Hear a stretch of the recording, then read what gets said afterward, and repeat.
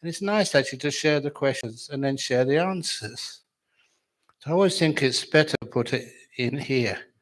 And don't worry, all the questions are anonymous, even though we can send this for your writing analysis, compare it to your forms to register, then scan it for DNA and fingerprints to find out. But we'd never, ever, ever do that, because that's one of the reasons why sometimes the questions which you feel are embarrassing, it's nice to actually to ask them yourself. And then that means that everybody can share the wisdom from it. You know that sometimes people, they write a question in here, they know the answer.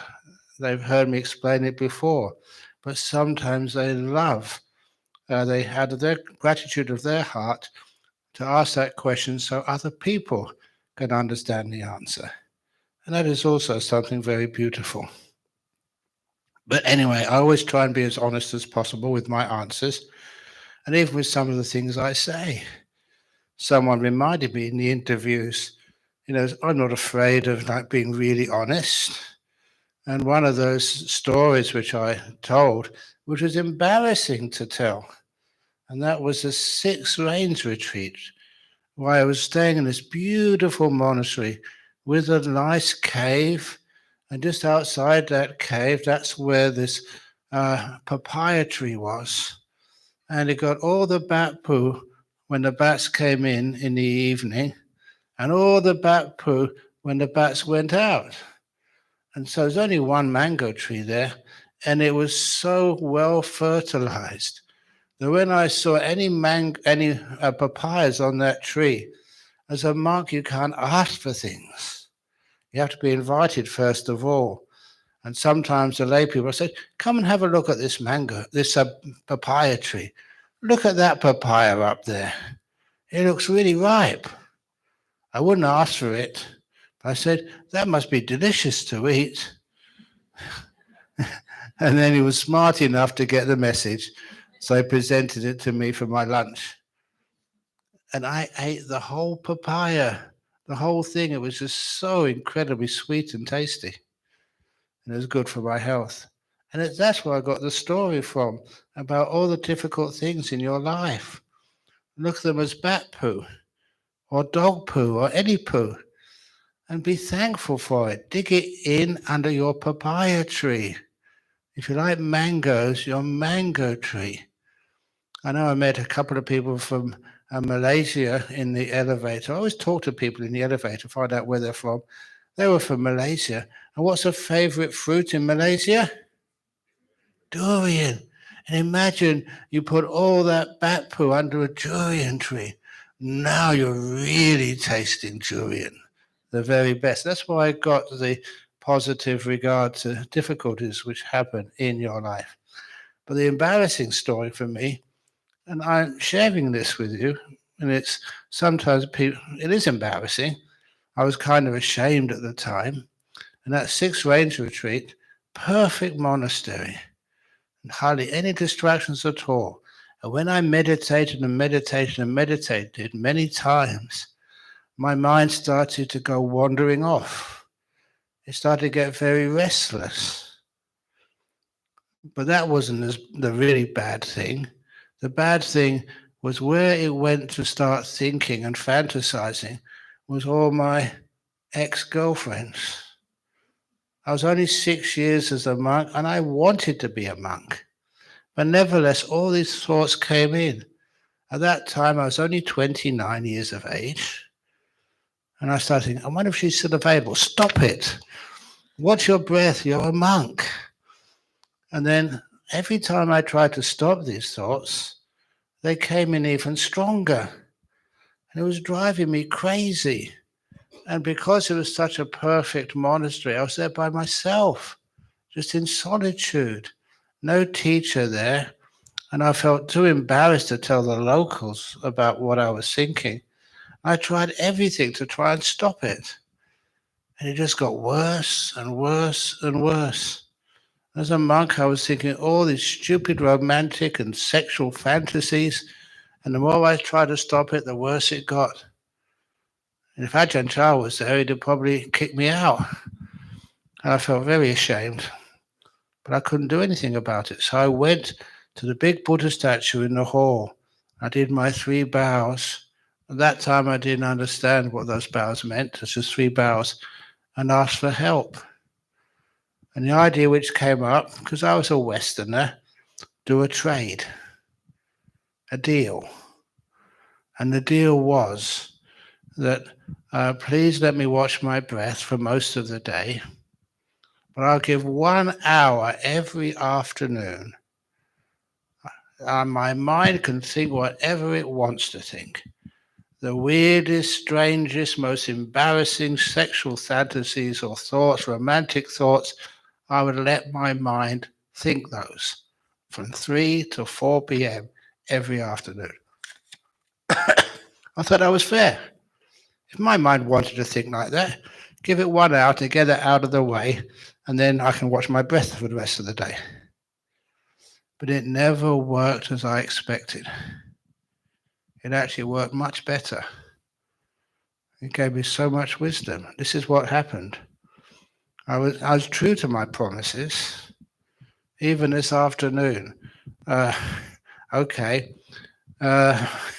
Gerald, he saw there's a big bath in my rooms. I said, Ajahn Brahm, when was the last time you had a hot bath? And she said, 8 years. So I said, no, monks don't take baths. I said, no, please take a bath. And he was harassing. No, you don't harass me. But asking and asking and asking. I said, okay. And honestly, when I make a promise like that, I have to keep it. So I had a bath this afternoon for half an hour. No need to clap. Say sadhu, sadhu, sadhu. Sadhu, sadhu, sadhu. But anyway, this deal when I was having all these problems, how it actually worked out, I went to do my meditation as normal, and these thoughts kept coming in. And I was not encouraged them. I said, get out and go watch your breathing, or just watch peace, or do something else, because this was embarrassing. And then eventually it came to 3 p.m. in the afternoon, and I have to keep my promise. So I went up to my room, I leant against the wall, put my feet out, because I was really tired. And I said, okay, mind, for the next hour, you can think the weirdest, strangest thoughts, totally unmonkish thoughts, whatever you want to think, you can. And the shock was, I like telling this story because the insight I got from it afterwards was immense. The next 1 hour, my mind watched every breath without missing one. And no fantasies, nothing I was ashamed of, no thoughts at all. That's not what I expected. When I gave my permission for my mind to do that, to be weird and strange, it just stayed with the breath. And it took me a long time to understand why that was happening, until I realized my mind would like to be my friend. But every time it sort of wandered off or thought about something, it was like I was really cruel to it. And so it ran away. It ran away anywhere where it wanted to go. And so when I said, well, look, if you really want to go somewhere, you can. You mean you're not controlling me anymore? It's like my mind said, no, I'm not. And then it didn't want to go anywhere. It stayed with me effortlessly for 1 hour. It reminded me of that story. Over in Perth, there was one woman. She was married. She had a son. And one day, the son threw a tantrum. I don't know what the mum asked him to do. And the son got very upset. He was only about 6 or 7 years of age. And it wasn't a school day. Mummy, I don't love you anymore. I'm leaving home. Now, if your kid said that to you at that age, Mummy, I don't love you anymore, I'm leaving home, what would you do? This woman said, "Okay, I'll help you pack." You may, you may think like you want to do that. You may think that's not being responsible, but that's what she did. She went into the son's room, got out the suitcase, and put in all the important things in life, what the son wanted to put in there. You know, the Spider-Man costume, the lucky underpants, or the toys, all the things which a 6-year-old thinks is most valuable in life. And the mother helped him pack, and also that she said, just wait a few moments. You know that life is a very long journey. I'm sure you need something to eat. And she made him his favorite sandwich. Very unhealthy, but so the last time you're going to see your son, he's going to go off into life. So make something really unhealthy, what he likes, and did that. And then she kissed him off at the door. There he was with the suitcase and a little bag with his favorite sandwich. Have a lovely life, son. And then the son walked down the path to the garden gate, opened the garden gate, turned left, and then went off into his life. He was only 6 years of age. What do you think happened next? You probably all remember the story. About 100 meters or 50 meters down the road, the son got terribly homesick. It's such a lovely mother. Once you leave, he lets you leave and packs a nice bag for you, important things in life. Doesn't tell you what to do, but what do you want to eat for lunch and dinner, everything else in your life? So the son turned around, went and opened the garden gate, walked down the path. The mother hadn't moved. The mother knew exactly what the child was going to do. And as the child came into the house after leaving home for the first time, welcome home, son. And I thought that's a real story, not made up. I thought that was a brilliant emotional intelligence. And that's exactly what I did when my mind started to get cranky and threw a tantrum. I don't want to watch the breath. You told me to watch the breath. Why should I watch the breath? I'm going to watch sexual fantasies instead. But then when I said, okay, if that's what you want to do it.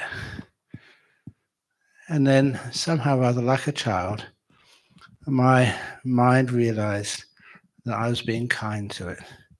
And it came back to stay with me.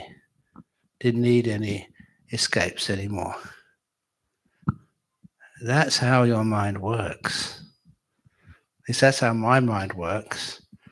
When I told that story once to this very devout Buddhist from Singapore, she was saying she had problems with the restless mind, so I told that story. And she was so respectful until I started telling the story. And then she was holding her tummy and literally rolling on the floor laughing in front of me. I thought, I've never seen a Singapore-trained woman ever doing something like that in front of a monk she really respected. But she said afterwards, I apologized, but I couldn't help myself because a similar thing happened to her, almost exactly the same. In Singapore, in one of the big apartment blocks, she had an argument with her mother. Mum, I don't love you. I'm leaving home. And the mother did the same, almost the same. Packed her bag for her, all the important things in life, never gave her any sandwiches. In Singapore. So just gave her 20 Singapore dollars to get her own lunch.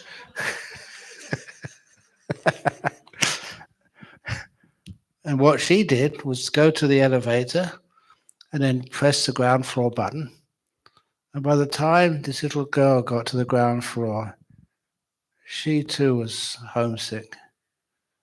And so immediately she pressed the button of the floor where she lived. So the elevator went down and straight back up again.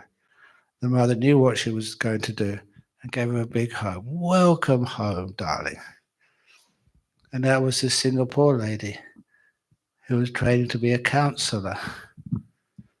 And that's actually how she learned what counseling really is.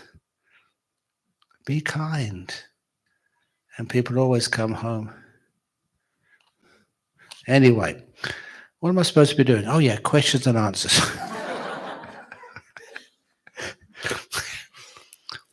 Dear Ajahn Brahm, thank you for sharing so much kindness, insight and wisdom in your talk. I've been practicing body scan as a form of meditation. Excellent.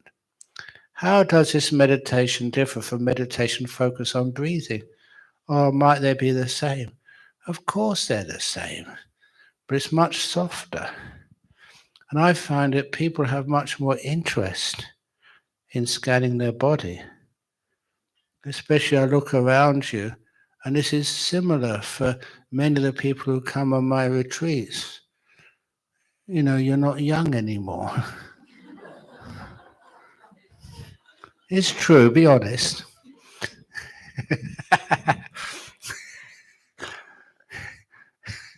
You know, once, it was really weird. This is before Jhana Grove. I was teaching a meditation retreat, and for the first time, I saw all these young Thai men join the retreat. They were young, and they were men. That's quite rare. I knew there was something up. So I asked someone, and they said, don't you know? I said, of course I don't know. Why? Because one of the ladies on the retreat, she was a young lady, she was a film star in Thailand. And there's no way she can do a retreat in Thailand. She'd have no peace at all. So she thought, I'll go to Western Australia. No one will know me there. And then she can have a quiet retreat. But the word got around. And for the first time, I was teaching meditation to all these young Thai men. They weren't paying much attention, but nevertheless, it was a start. Okay, enough of those sub stories. What's the answer to the question? Oh yeah, body meditation. It is very helpful because you can get some energy and heal things, and also the body is much more important to you than the breath at the beginning of your meditation journey. You know that sometimes you can't sleep at night. Sometimes you get sick, what COVID does to you. And it's wonderful that these are simple things, but they stop you progressing at all in your meditation. And honestly, that when somebody does some meditation, this, I think you know the story, I hope, of that guy who was breathing loudly in my meditation retreat. And he had a sinus cancer. He was dying. He wasn't even a Buddhist.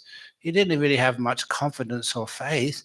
He just did this as a last throw of the dice. Maybe it works, maybe it doesn't. And for 9 days, it didn't work.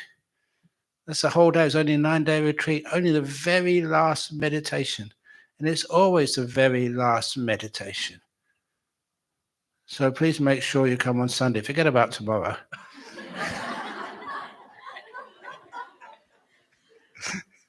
When you don't expect it.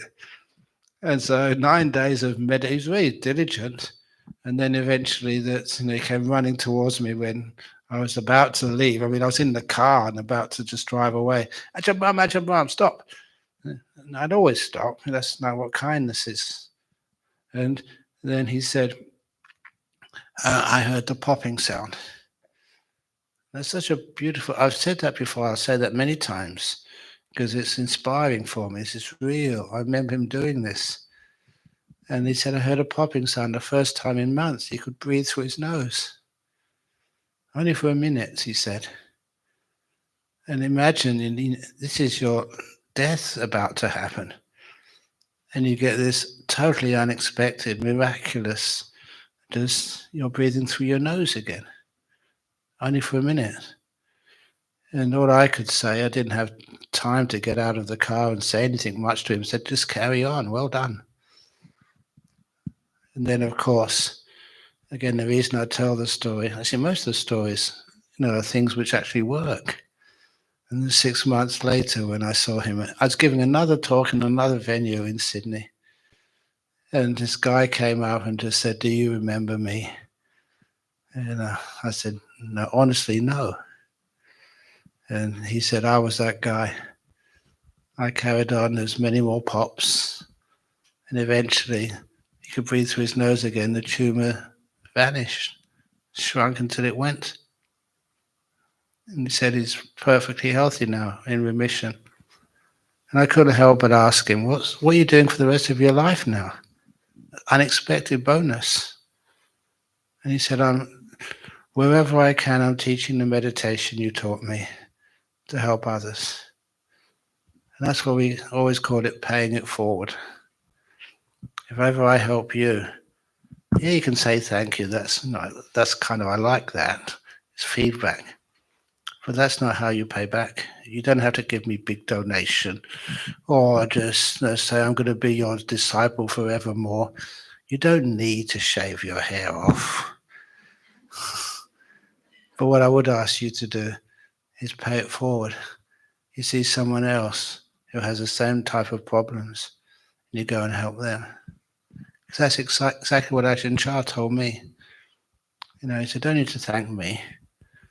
I'm just paying it forward from what his teachers taught him.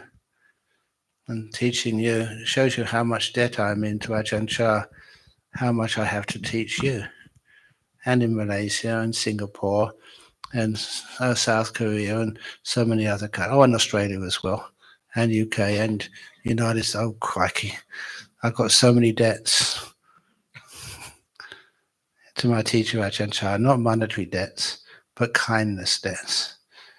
And I pay it back for you, and you have to pay it back to somebody else. And that way this kindness goes on and on and on, never finishing.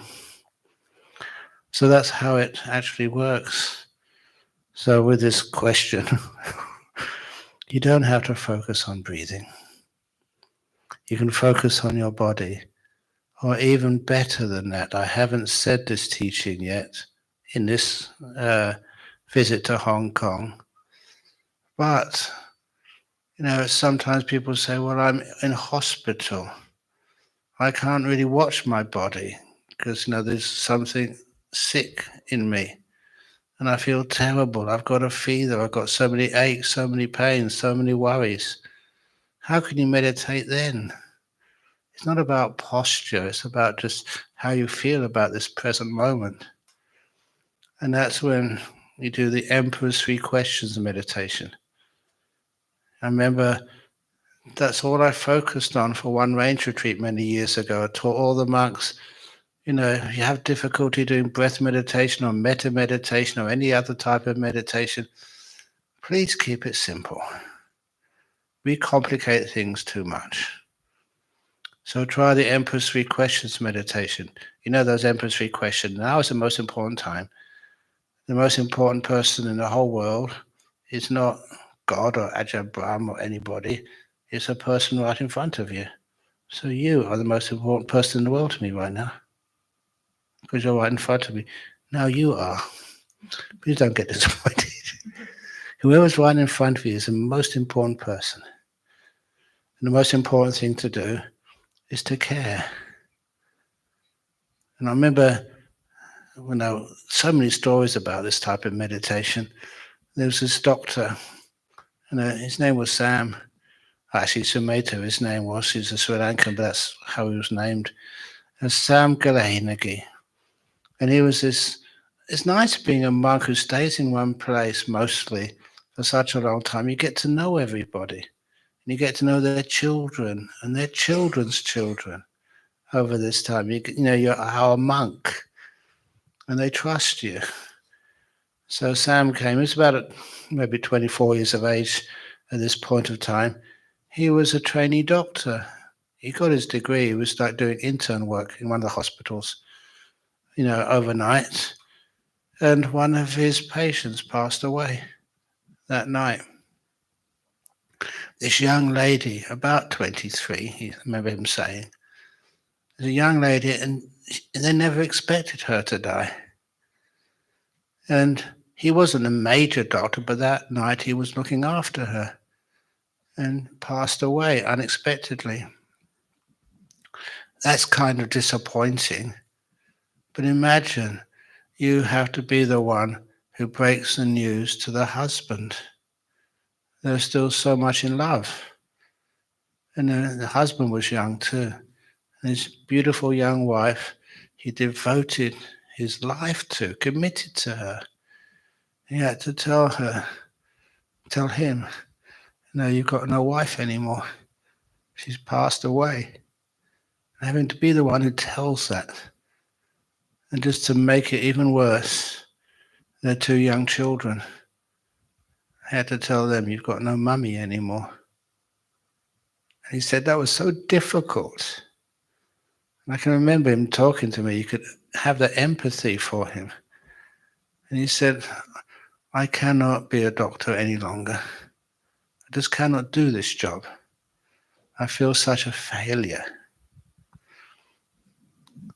And sometimes, the outcome of all your efforts and skills sometimes do go wrong. And you have to live with it. Or do you? He said, I can't live with this any longer. I have to leave and find another profession. And that's when I told him, you've misunderstood the purpose of being a doctor, a nurse, psychologist, psychiatrist, therapist, or even monk. Your main job as a doctor is to care for people, not cure them. If your priority is to care, you never ever need to feel a failure. You've cared for them. You've cared for the wife, you've cared for the husband, you've cared for the kids, the grandparents, everybody. Even though the disease takes over and takes their life, they know they've been cared for.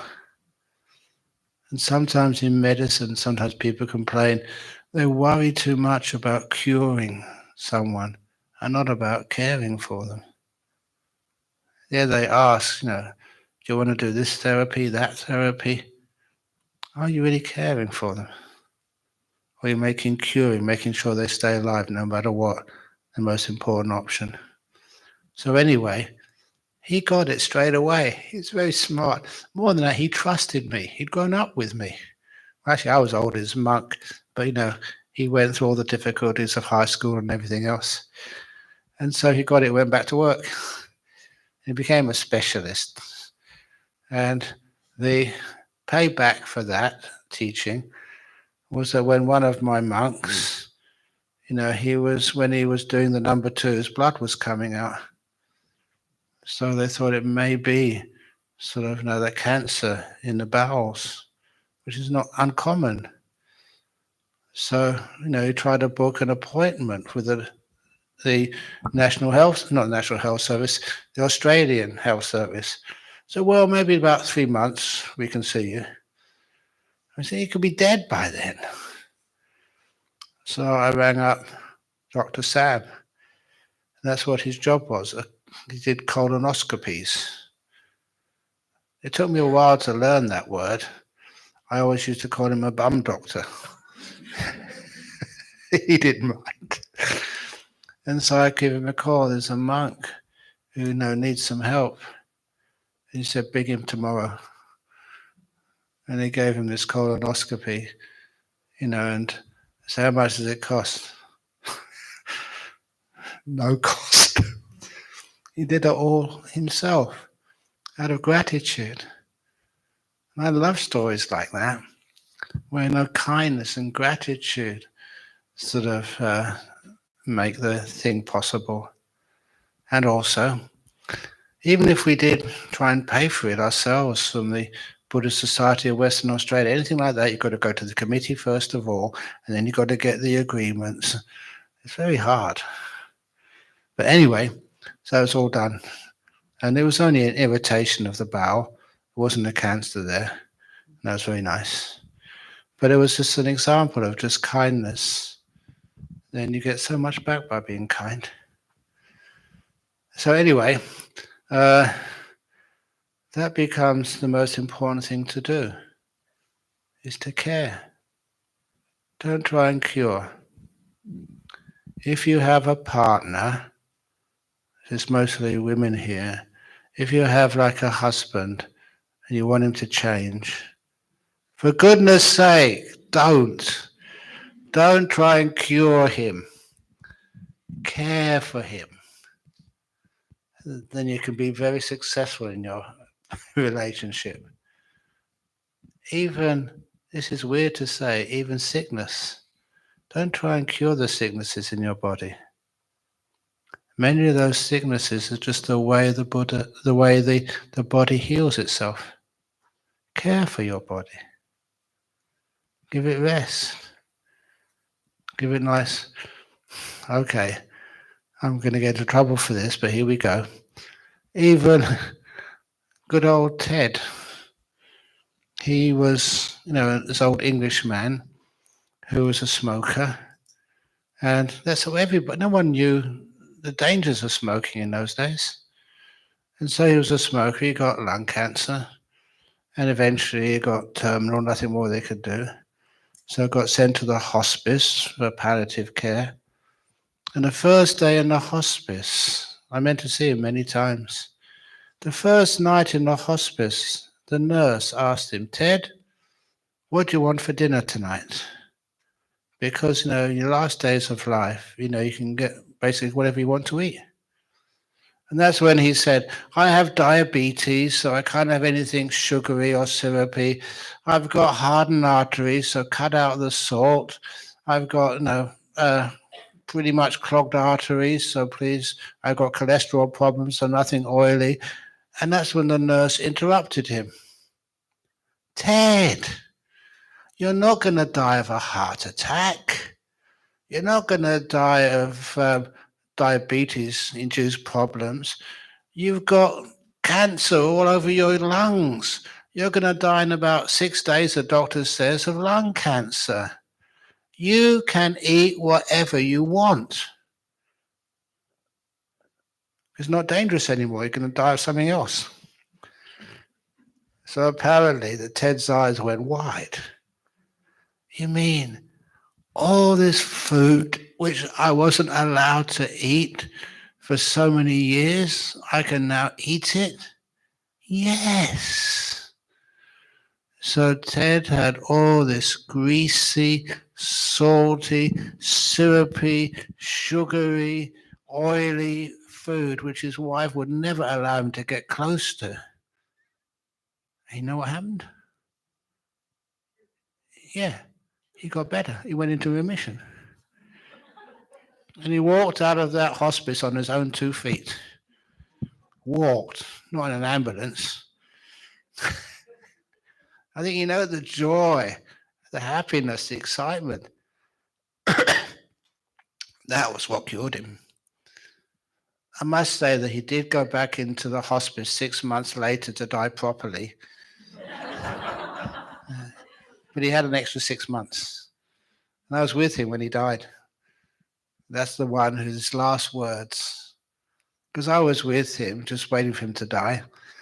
And then, when you got like lung cancer, you can't breathe. Sometimes, your breathing's very hard and then it stops. You think, oh, he's gone. And he starts breathing again. And, you're kind, but, he's going to die soon anyway. So, but anyway, it was getting so late. And as monk, I have to eat before the noon. It was getting so close to noon. I said, it doesn't matter. I'll be hungry. It doesn't matter.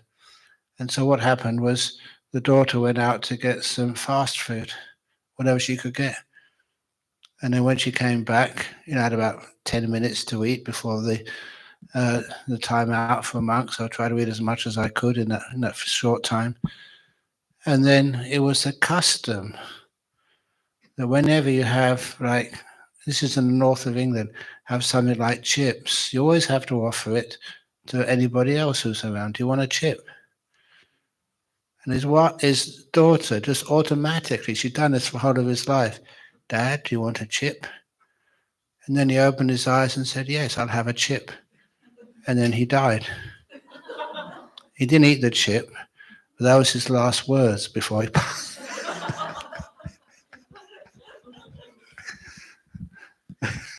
It doesn't matter. He won't get reborn as a piece of fish next to a chip. He was such a kind man. I gave him so much good chanting. He'd be safe there. But it's amazing people's last words.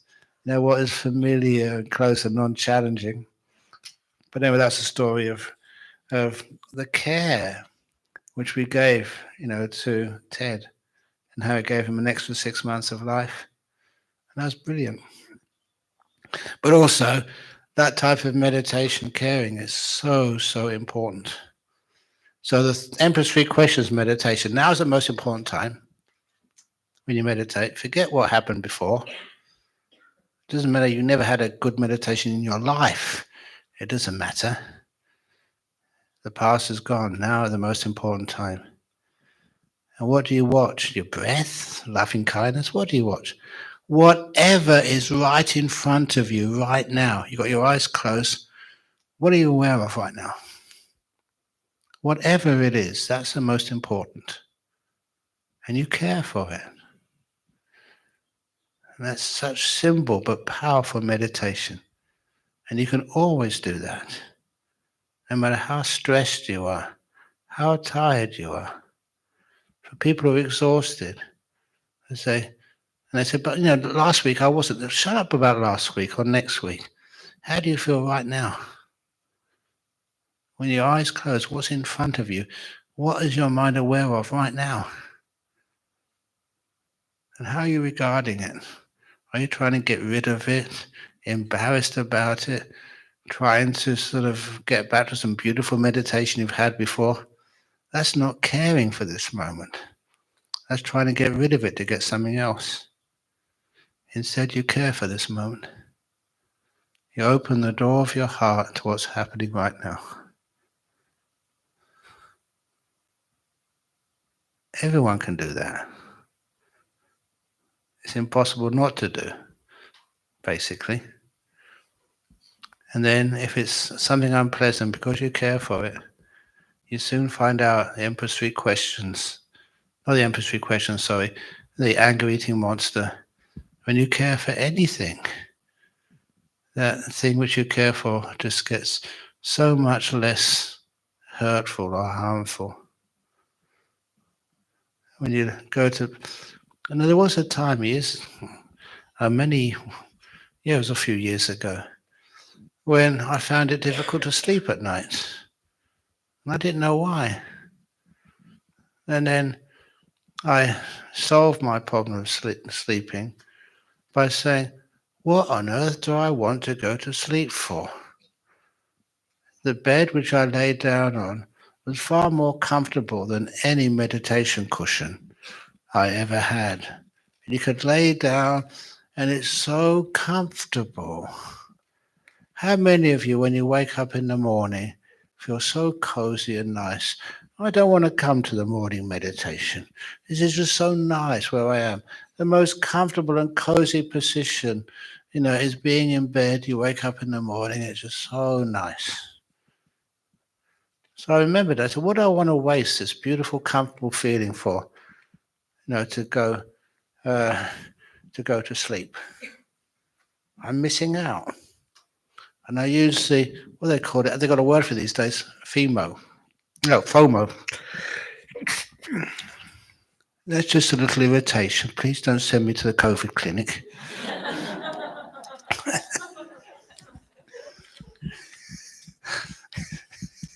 I say that because sometimes people care for you overmuch, and they think that, sometimes something happens and they think, you better get that checked out, you better get that checked out.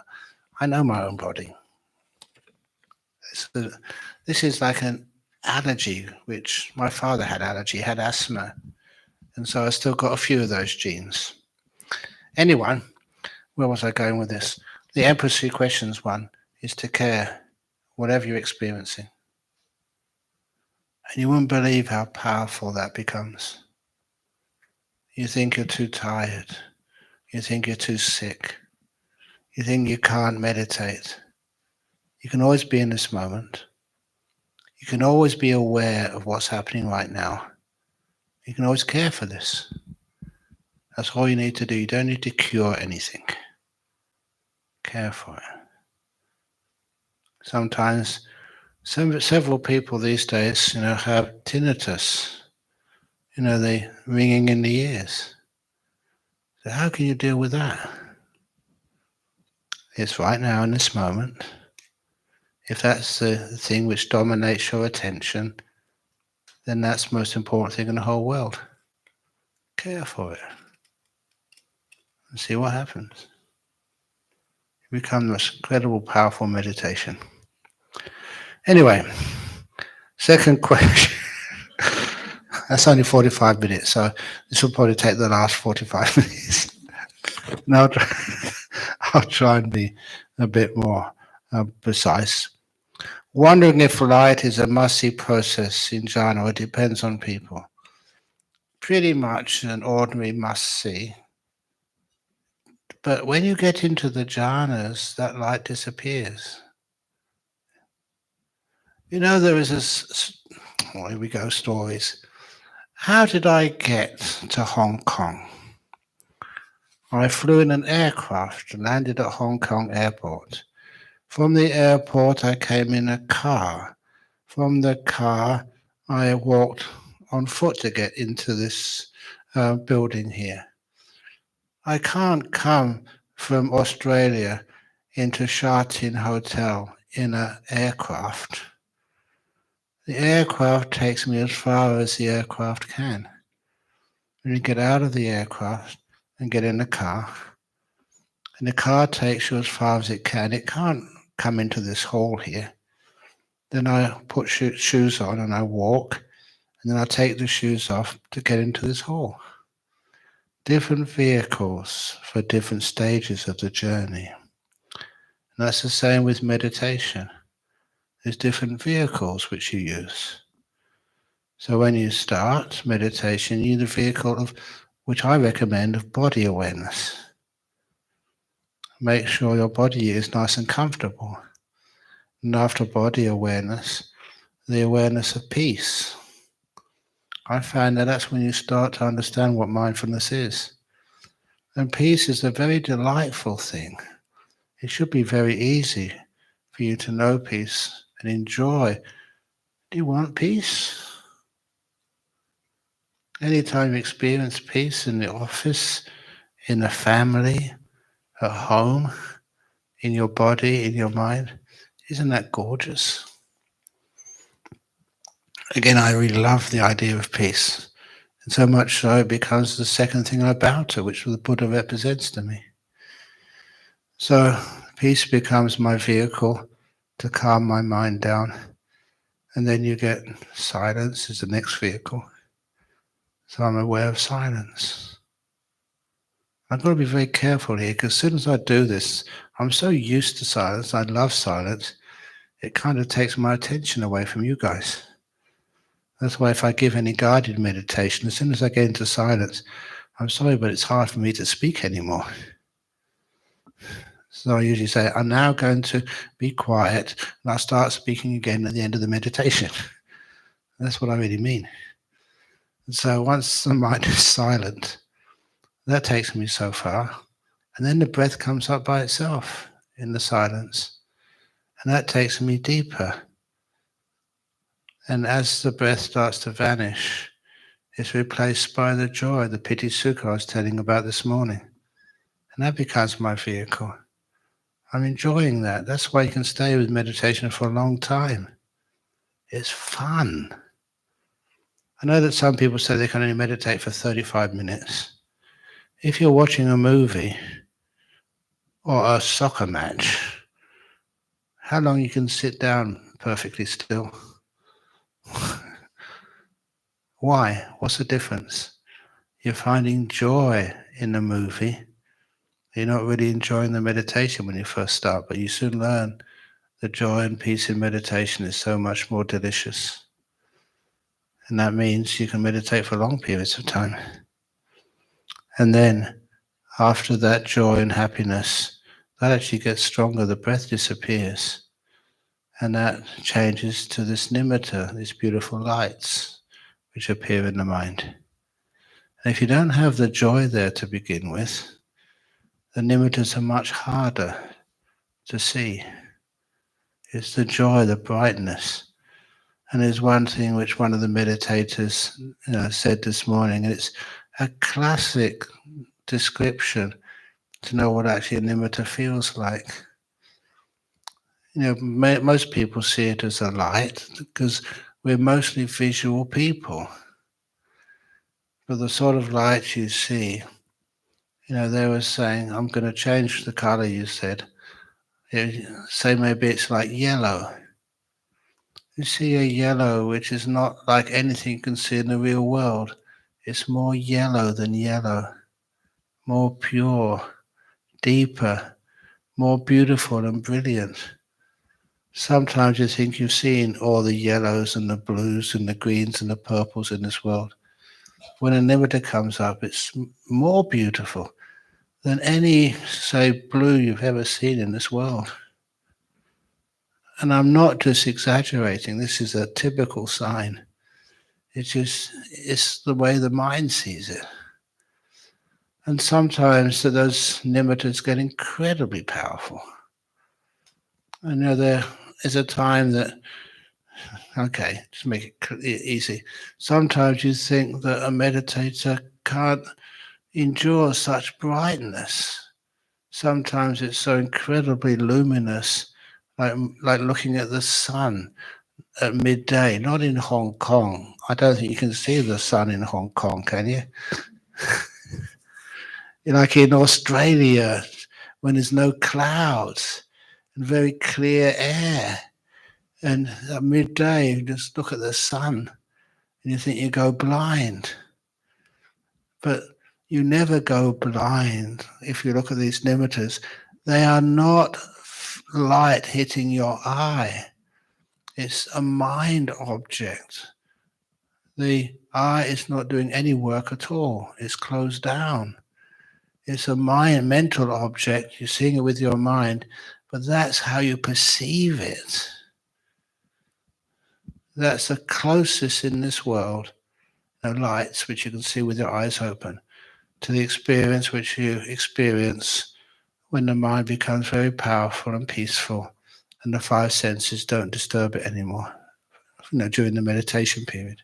And that becomes really great fun. I tell you this, I know that some people think, well, that might be okay for some of these people who are advanced meditators, but for me, no, I'm just starting out. Ajahn Brahm, I don't understand this. The reason I tell you is because one day you will. One day those nimittas come.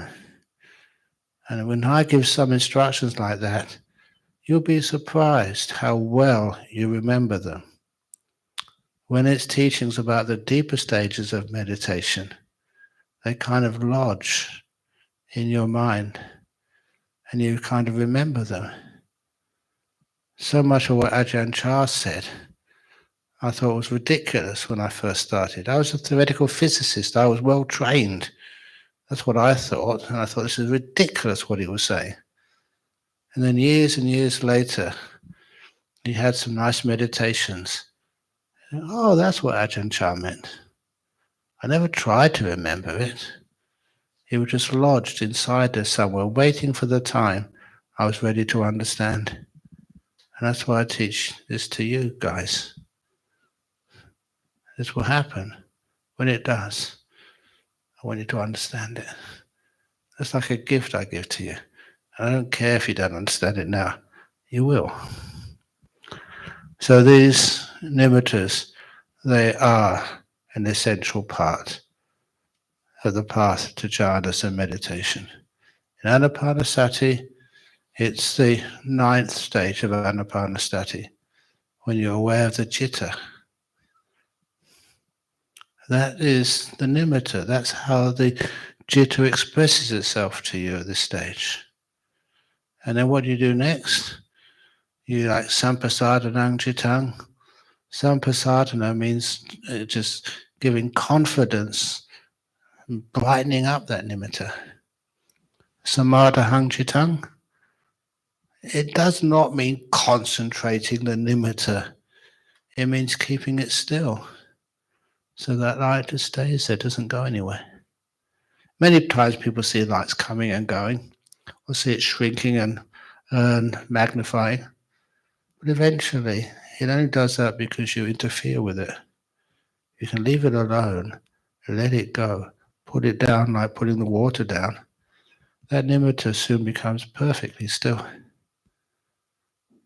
And then that's a few moments later, that's when the jhanas arrive. And that's how it happens. So these are different stages, different vehicles you use to get into deep meditations. And from the jhanas, that's where, when you come out, that's when this beautiful, powerful mind and also clear mind. And that's when enlightenment happens. At last you see, and sometimes when this happens to somebody, they feel, how could I have been so stupid? All these years, I've heard these great teachings from monks like an Ajahn Brahm. How come I never understood them? You've heard the teachings, but your mind wasn't powerful enough to understand what they meant. And that happens to everybody. So don't worry, it will happen to you. That was actually a quick answer. I don't mind talking about that because sometimes not many other monks or nuns or teachers actually talk about jhanas and nimittas. Okay, dear Ajahn Brahm, thank you for your teachings and jokes. Thank you for appreciating the jokes. What advice would you give someone who feels like they are being pulled strongly into deep meditation, like being pulled into quicksand, but who is scared and resists the pull because they feel they'll be lost forever in the mind and never return? Look, I know that feeling, but you do return. So you won't get lost forever and never return. Of course you will return because the wisdom hasn't arisen yet.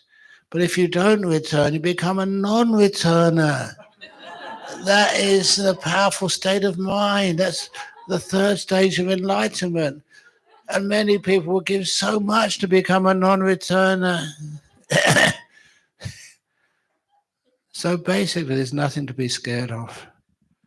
And I say that with as much integrity and honesty as I can possibly give you, because it kind of saddens me if a person gets so close and because of an unfounded fear, they don't go further. I remember this monk I'm very close to, the first time that, actually not the first time, but maybe the second or third time that jhana was right in front of you. And you feel, oh, this is really scary, this is powerful, this is a big one. How many of you are afraid of power? Especially really, really strong power. You think, no, I'm not afraid. But when you're right in front of it, of course, immensely afraid. Because they know that it can overpower you. When you realize that what it's overpowering is just an illusion anyway, a delusion. You can overpower it whatever you want. But anyway, when you're so close to these deep meditations, there's so much bliss, and it's like you can see the bliss just over there. Really bliss. I know I can't. Too scary. But it's so nice. No, I can't. But it's so pure. There's nothing ethically wrong with this. It doesn't hurt anybody. But no, it's too powerful. But it's so nice. And oh, I'm so afraid. And then what the hell? I'm going for it. It's the joy, the bliss, which for many meditators overcomes the fear. And why am I afraid of this? You read about it, and that's why I keep talking about it again and again and again, to encourage you. If that ever happens to you, go for it. There's never anything which goes wrong. If you get into a jhana, actually, I should be honest with you. There's only one danger of getting into these jhanas. What's that? You might lose your hair. That's the only thing. In other words, you can understand why we have monks and nuns. It's actually understanding those jhanas.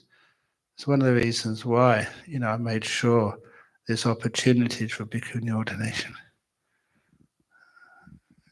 If women get into so many jhanas and they get enlightened, they have to be bhikkhunis.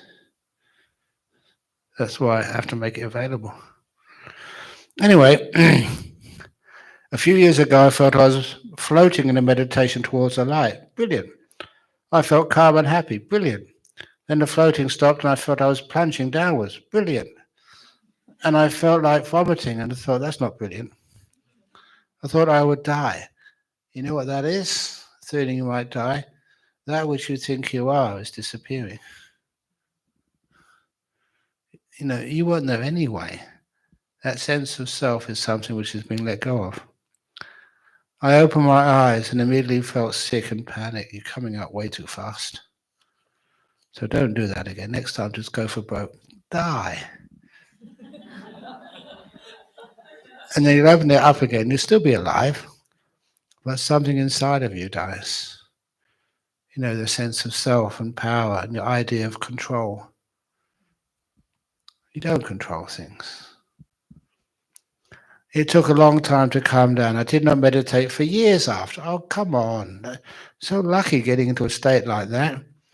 So if you did that, it shows your mind, you have to go back again.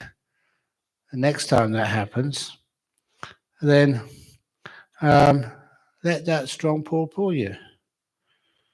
I did not meditate for years after. I recently began meditating again after listening to your teachings. As soon as I close my eyes to meditate, I feel a strong pull like quicksand to go deeper, but I stopped due to fear of being lost forever in my mind. What to do? Many people say this. Get lost. You don't get lost. Fear gets lost. Resolve this. Next time that happens, let yourself get sucked in. If you want to feel more reassured, tell yourself, if that happens again, this is what I will do. You can't make those decisions when your mind does get still and peaceful. It becomes impossible to do. But you might say to yourself, no, I hesitate to say this. I will go as far as I did before, to the edge of things vanishing, and then I will come back again, slowly. When you program your mindfulness, give yourself the instructions to begin with, you'll find that those deep states of meditation where you can't think that much, that sort of program comes up and you recede again. You come out of the meditation. But I hesitate to do that because you do that a few times and get some confidence. It's not that dangerous. And then just next time, okay, this time I'm going to go for it. I am going, disappearing. You've heard the Buddha talk about anatta, non-self. Now you start to get to understand it. You vanish within these deep meditations. The sense of who you are. Gerald. There's no Gerald in the jhanas. Your identity vanishes. Who you think you are does not make any sense anymore. That's when you have a few of these experiences. Then you start to understand the Buddha's teachings of anatta, non-self. You start to understand them. Before then it's a theory. Afterwards it becomes a reality. So that's why it's a wonderful thing to do. And again, I've never known anyone who's legitimately got into these jhanas who's ever crazy or sort of insane. They all have these wonderful experiences and they have so much wisdom and kindness afterwards, like super kindfulness. So please don't be afraid. Please, please, please. You're getting so close. Anyway, Ajahn, thank you for your teachings and humor. Have you found that when you arrive in a new city, your energy affects people a sort of spiritual cleansing? I don't really know because, that I'm not here before I arrive. I say this because since last Saturday when you arrived in Hong Kong, I noticed some things in my life. First, I developed a headache on Saturday, which lasted on Tuesday. When I visited Hong Kong University for your talk, during your talks, I experienced much gas and burping. Are you blaming me for that?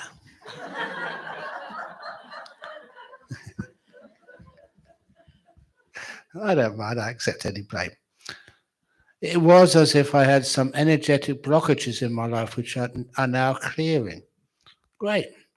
Since Tuesday, things are changing. A lady approached me in a supermarket asking for money to buy a cake. I gave her the money and she burst into tears, thanking me. She was overwhelmed. That's beautiful. The acts of kindness and compassion is what I bow to. And I've seen that happening before. There's incredible kindness, which you think is a small thing for you. But to other people, it means the whole world to them. I don't know what it's like in Hong Kong.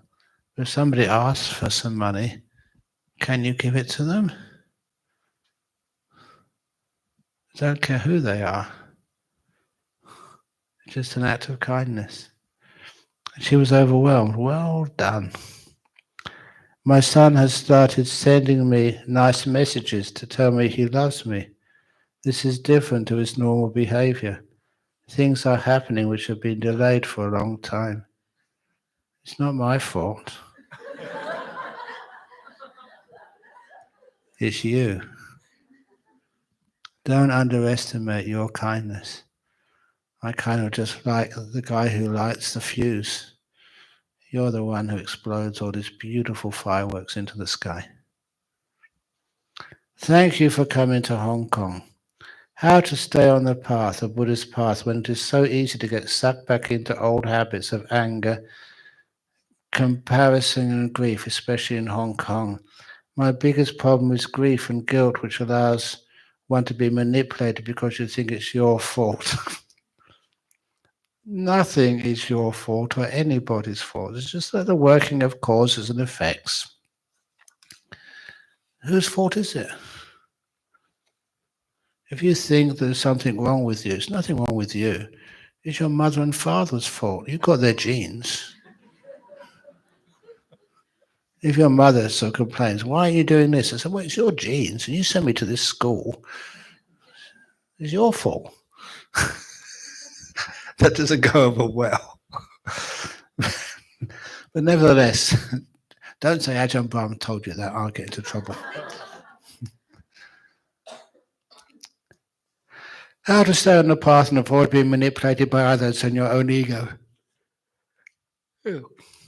Once my own ego. Now, the first time I gave a very big talk, it was actually in Singapore. About 2,000 or 3,000 people. And it was just me giving the talk. And as I walked into the hall, I wasn't that old a monk at that time. And I thought, this is very, very dangerous. Because if you're a teacher and people say, how wonderful you are, how can I stop myself becoming proud and egotistic? And the solution which I thought then, I was walking, as entered the hall, all these people waiting for me. How can I solve that problem? And I realized I never give any talks. The talk which you hear now is not from Ajahn Brahm. It's from all the people who have taught me over the years. It's Ajahn Chah. He was the main teacher. And all the other monks and nuns I visited over those years, the opening the door of your heart came from my father. And all these other experiences which I have had are other people which I thank. So after a while I realized I'm not really giving the talk tonight. Ajahn Chah is. And I really meant that and understood that. What it meant was, I had to take responsibility for talking, but I let go so much. And I do this, I notice this when I give those Friday night talks in Perth. Some of them work really well. And some of them kind of shocked me. I said, where did that come from? As I'm giving the talk, I'm listening to what I'm saying, but I'm not planning it beforehand. I'm not sure. I'm not channeling Ajahn Chah. I'm just teaching the Dhamma as best I know it. But then afterwards, I said, where on earth did that come from? Whatever I said. And then I realized when I contemplated on that afterwards, that's what Ajahn Chah said years ago. And that's when it becomes kind of amazing. And I don't take any ego from that at all. If you like these talks, it's not my fault, it's Ajahn Chah's fault. And that actually made things much more easy. I could relax. Okay. Let's get some more questions done. What does noble silence exactly mean? What is allowed and what is not? Noble silence. This is a retreat. How many times have you heard me?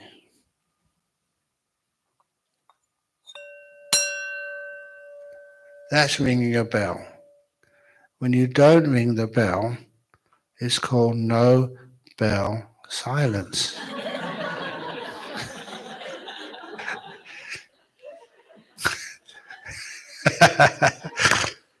And if you do practice that, because of no bell silence becomes a natural meditation, some of you may win the no bell peace prize.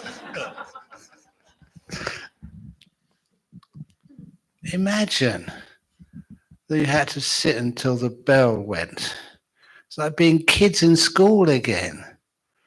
That may work for kids, but you're adults now. And what happens? Imagine there was somebody with a bell in Bodh Gaya when Siddhartha Gautama started meditating. You're just about to get into jhana. Lunch! There'd be no Buddha. Sometimes your meditations naturally get so peaceful and deep. You don't need a bell to tell you things. And sometimes you're really tired.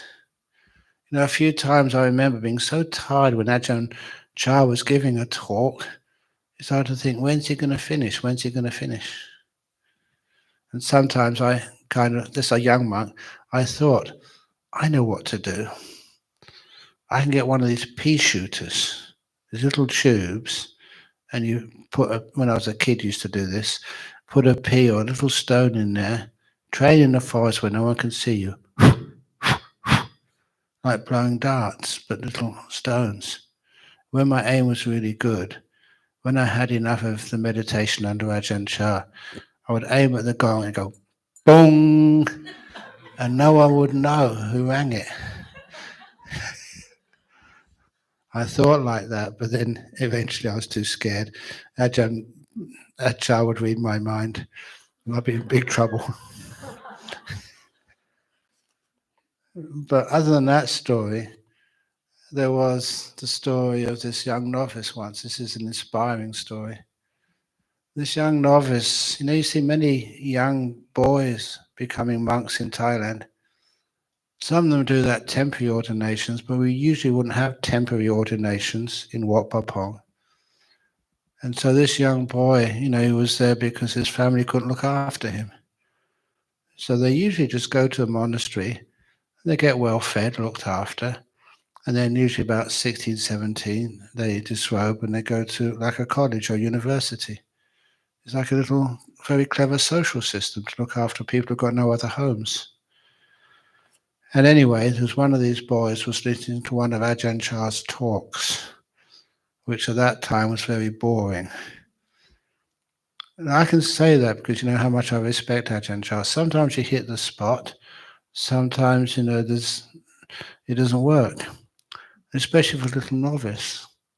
This little novice was getting so tired. Get to 8 o'clock, 9 o'clock, 10 o'clock. He says, all right for these, grown-up monks. They wanted to become monks. And they're much stronger than I am. I'm a young man, a young kid. I need my rest. But he couldn't go because Ajahn Chah would see him and send him back again. So he was sitting there, and it became a repeated phrase in his mind. When is Ajahn Chah going to stop? When is Ajahn Chah going to stop? When is he going to stop? When is he going to stop? When is he going to stop? He kept repeating that to himself. And then he had what we call the moment of insight. Just even a little kid can actually see. And then instead of saying, when is he going to stop? The little novice, maybe about 11 or 12, said, when am I going to stop? He just turned it around. And then when the novice opened his eyes, it was early in the morning. The monks had all left. They got on arms round. He didn't mind missing his one meal of the day that day. He just had the first experience of deep meditation. Blissed out for hours because he stopped. He didn't hear everybody clean up the hall, do the bows and do the little chanting you always do in Thailand after a talk. He stopped. So you don't need bells. Just stop. That's why I often say to people in say Australia, they still have many like crosses on churches and even mosques, with Islamic signs. And many times people ask me, where is the signs that Buddhism, has gone to the West? Where are those symbols of Buddhism? And that's when I answer at every crossroads. If you're wise, you can see the symbol of Buddhism, the stop sign. And I mean that. It's reminding you to stop, slow down, give way, kindness. And you can see that if you're wise enough, but stopping is brilliant. In these years, there are lots of changes in the world, e.g. wars and economics, technology, like AI and chat, G-I-P-T? GPT, okay. How can we better adapt? Sometimes you don't need, I refuse to adapt because I don't have a mobile phone. No, please, when I say I don't have a mobile phone, don't think, now I've found what Ajahn Brahm doesn't have, we'll offer him one. Please don't. Because I like not having a mobile phone. There was this scam in Thailand many years ago. Not really a scam, but sometimes, these young women would fall in love with a monk. How can we get him to disrobe? What they did was buy him, the most popular mobile phone at that time was Nokia phones. And so eventually it became called the monk dying by Nokia. Nokia death. The death means like a synonym for disrobal. How did it work? Somebody would offer him, you need a mobile phone. And then the next thing, she would have the number, and I will just pay for it. Just make sure you don't have to pay anything. And it would usually start by ringing during the daytime. And is there anything you need? Are you okay? Please let me know if there's anything you need. And then it will get later on in the evening. And then this was a Wat Pah Pong. We made a rule that please don't answer phones late at night, because sometimes late at night was when you usually go out with people. This was even something which I noticed as a young man, gave talks about it. No one ever falls in love in the middle of the day. When you look for a romantic place to go out with your boyfriend or girlfriend, where do you go? Where do you fall in love? In a dark nightclub at dinner by candlelight, a walk by the river's edge at night time. You only fall in love when you can't really see what you're falling in love with.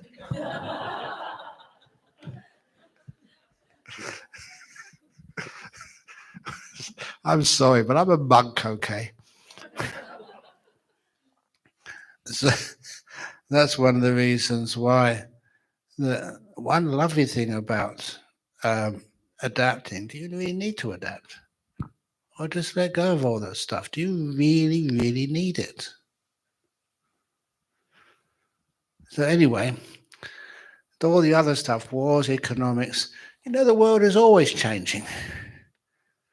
That's when I remember reading this, it reminds me of my mother and father. There's all lots of changes these days in the world. And there's buses, you don't have to walk, electricity everywhere. There's things always change. Better adapt as best you can, but don't get controlled by it. So this is actually, the world is always changing and always will. But everyone feels terrible about it. Think the world is going to end. So many times I thought as a young man the world is going to end. That's why before I became a monk, I went over, any people who know Scotland, to the Outer Hebrides. It's beautiful there. And I really thought of, like, I didn't have much money, didn't need much money to get one of these old, they call it crofters' cottages. Because there's hardly, no one was living out there. Very simple. And I was strong enough to upgrade it myself and just live such a simple life. Just meditating, growing a few carrots in the garden.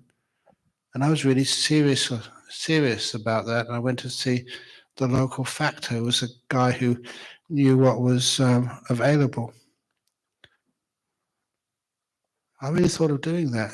And it's only because I got interested in being a monk that I stopped that. I just want to live a simple life.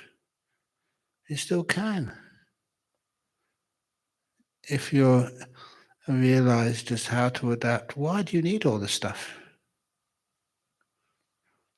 Anyway, the way to make sort of that more comfortable for you is, please, we have Bodhinyana Singapore and other groups over here in Hong Kong.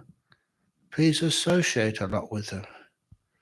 Have other meetings if you possibly can with other people. You don't even need to organize it that very much. Just have a few friends in Sha Tin, or if you're in Hong Kong or Kowloon, and meet together regularly. People who think the same. Just peaceful, kind, because you are influenced by the people you meet, by what you see. And if you associate with good people, then you become a good person yourself. That was the story of the elephant, the royal elephant, the king's elephant. It used to be such a good elephant, but then over a few weeks became very grumpy and upset. It would sort of shoot water at even the king, poo all over the keeper when the keeper was right behind him. Just was being nasty for no reason. And then they tried to find out with a doctor, vet, what was going on. Why was this really good elephant, turned just, all like an elephant with attitude? And so the doctors, vets couldn't understand, so they got one of the ministers. It's a bodhisattva story, a Jataka tale. And the minister said, I'll just investigate. So that night the minister meditated, by the elephant stall. And about 1 or 2 o'clock in the morning, he heard these really weird noises. And he went to investigate, and he found this was a place where thieves and robbers would meet to discuss their plans on what they would do the next night, or that night even, who to rob, who needs to be beaten up for not paying their debts. They were violent, nasty people. And that's when the king's minister understood exactly what was going on. So the king's minister told the king, they arrested all those thieves the following night. And then he invited the monks and nuns to meditate, to chant, just to chat there every evening. And because now the elephant was associating, didn't understand a word what the monks were saying, but nevertheless could feel their kindness. And the elephant once again became a very good elephant again. Please check the people you hang out with, the people you meet, the people you associate with. And if you associate mostly with good people, automatically you become a good person. You can't resist it. That's why many times people send their sons, their husbands, to the monastery for a couple of weeks to be tuned up. It's like you send your car to the garage so it runs more smoothly. Or you send your wives to the nuns' monastery and they get tuned up. And they're much nicer human beings after they've been associated with good people. I still remember that. How was it? Okay, a bit this question. If we do not watch our breath before establishing mindfulness, what should I do first? E.g., body scanning or simply imagining the mindful feelings? You don't watch your breath first because that's just too hard a lot of the time. So just establish mindfulness just by being in the present moment, just basic mindfulness rather than specific mindfulness. Do all these lovely exercises like walking on this carpet without your socks on or shoes on. What does the carpet feel like? And after a while, you're being mindful, you're beginning to know sensations. Go out, just this hotel and just walk on the pavement without any socks or shoes on. Just for a little minute. You won't die just for a few minutes. Or if you want to use your shoes, then just take all your hats and feel what cold is like. Be mindful of it and just as an experiment, feel it. Feel what heat is like. And that means it kind of wakes you up.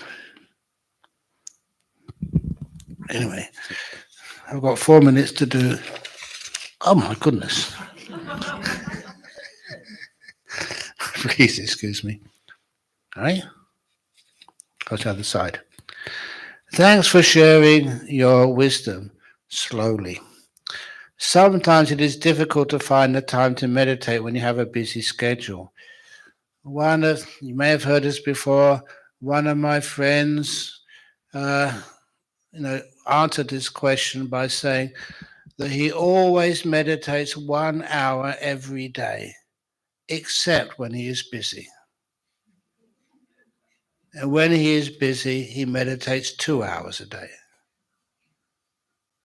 And I love that saying because what it means, if you're really busy, you have to be very clear and very smart, more clear than usual.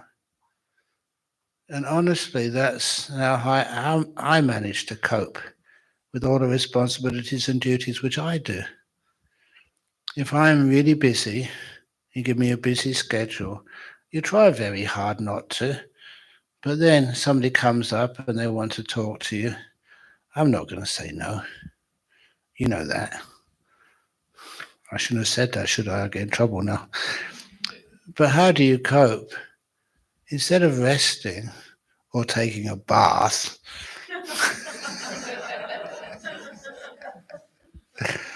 I bathe my mind. I just go to meditate. And it always works. And sometimes it shocks me. Sometimes I'm exhausted. I go and find a quiet place and meditate. And yet energy comes back again. Pure energy, good energy.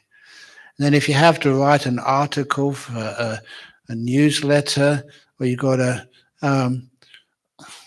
call somebody or do a Zoom conference or do something which is very difficult, then you find it's easy. your mind is empowered by the meditation. Hindrances start to disappear. And I said, and some of you have seen this. I know Gerald said he's seen it. The manuscript for the first book which I wrote, and I keep it in my room over in Perth simply because it inspires me. And I look at that, just 1 hour every day, just 1 hour, writing it out by longhand. I couldn't type, didn't have a computer then. And that was half the book done. And if you read the original manuscript, it was written longhand, not typed. There's hardly any mistake in it. And as you read it in the first draft manuscript, and you look at the finished version in the book, it's almost the same. Hardly any editing. And that was really sort of kind of inspired me that what I teach others, I practice myself and it works. So if you want to write a book, which did become a bestseller, actually still is a bestseller, I think, in Germany. It's on the Der Spiegel bestseller list. But nevertheless, how to do that is just 13 hours. It's not that long. That's only the first half. I didn't time the second half. You know how it was actually published? Now, even apparently, Harry Potter author had to post it to so many different publishers before she got someone who appreciated it. I never needed to do that. One of my friends typed it up on a computer, and it was very slow. He was old, and he needed to do this, just something to do during the day. And so he typed it up, and he gave it to me on one of these like CDs, these little discs. And I asked him, when is it going to be finished? And he said, I'll get it to you before you fly off to Melbourne, because I knew that in Melbourne there was many publishers at that time. And he just gave it to me the morning before I flew off. And so I didn't put it straight in my bag. You can see the bag, that's my suitcase for international travel. I actually weighed it at the airport, 3.8 kilos. And that's everything. And there's also with the hat, which I gave to that person. I didn't really need that as extra weight, so it's less than 3.8 now. Anyway, so I put it in the bag. And the first talk I gave at Melbourne University, maybe this was about a similar room like this, a similar crowd, maybe a bit more. But then this lady came up to me afterwards and said, "That's a wonderful talk. Thank you for giving that talk." She said, "I work for the publishing industry. If ever you have any book you're interested in publishing, please let me know." And I just reached into my bag and just gave it to her. I didn't post it. And that was just the day after it was actually put on the CD disc. And they said, "Yeah, we love this." And it got published. And that was the opening the door of your heart. I couldn't believe how easy it was. I don't know why all these other big authors have to send it here and send it there. They just don't know how to publish. Okay, it's 8:30 now. So I'll just do one more question. It's difficult to find the time to meditate. This last question, because it fits in. What is compassion? Is it different from kindness? They're pretty much the same, but what compassion is, when it gets to 8:30, then you all go to bed, if you want. So now practice what I teach. Good night, if you want to. Oh my goodness. How many questions? I only answered 7 questions. 7 is a very lucky number. 7 questions. Okay, I'm hopeless. I agree. Oh my goodness. So anyone who asked a question today and put it in here, if you want to add another question tomorrow, you have to take the old one out. Will that work? Yes. Okay.